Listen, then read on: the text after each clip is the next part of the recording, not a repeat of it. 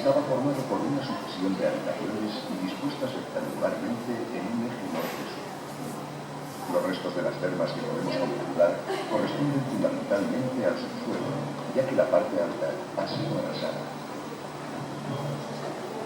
Su conservación nos permite contemplar un elemento básico de las termas, la suspensoral, o suelo sobre columnas, que permitía la circulación interior del aire cálido.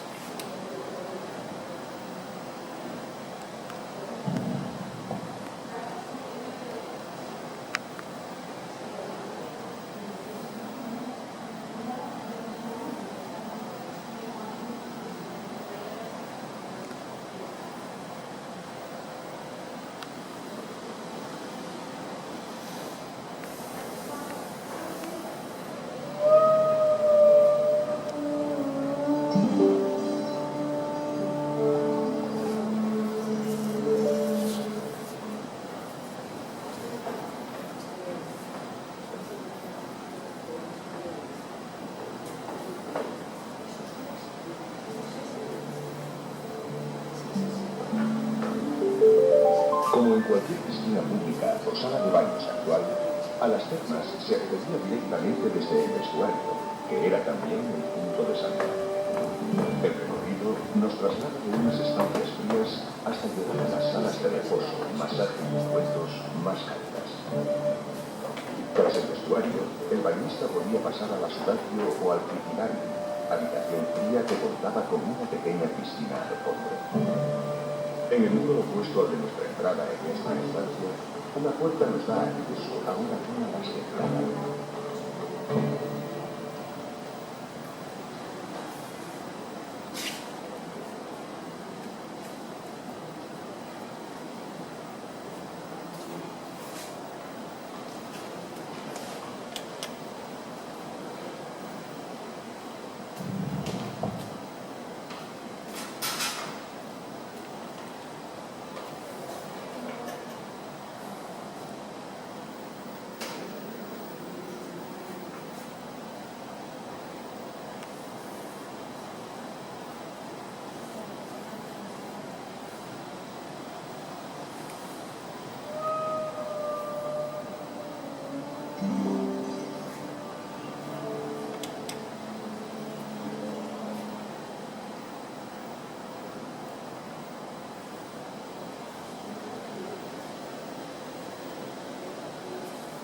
Independientemente de su función social, el objetivo evidente de unas termas era la toma de baños a diversas temperaturas. Para ello, se necesitaba un sistema calefactor compuesto por un hogar exterior que se alimentaba 2 o 3 veces al día y cuyo fuego calentaba el aire del subsuelo. Este aire caliente circulaba también entre los muros de la habitación, que formaban una doble pared. El agua era calentada en una caldera sobre el hogar o para efugio, que se vertía directamente sobre los aldeí o pilones de 1 metro de profundidad.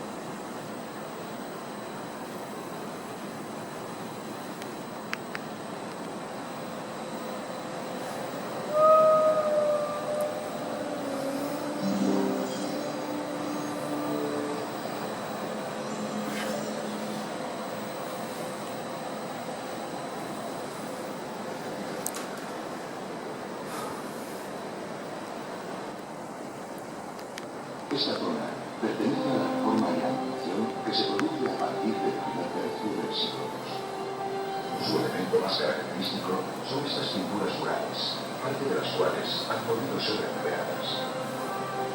Aun cuando se desconoce con exactitud su uso, se cree que pudo haber sido una sala de aplicación de encuentros, de descanso o recreo.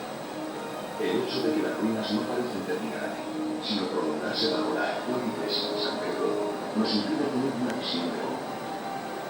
El declive de las termas da paso a otros usos, incluso como viviendas. También pueden apreciarse enterramientos medievales.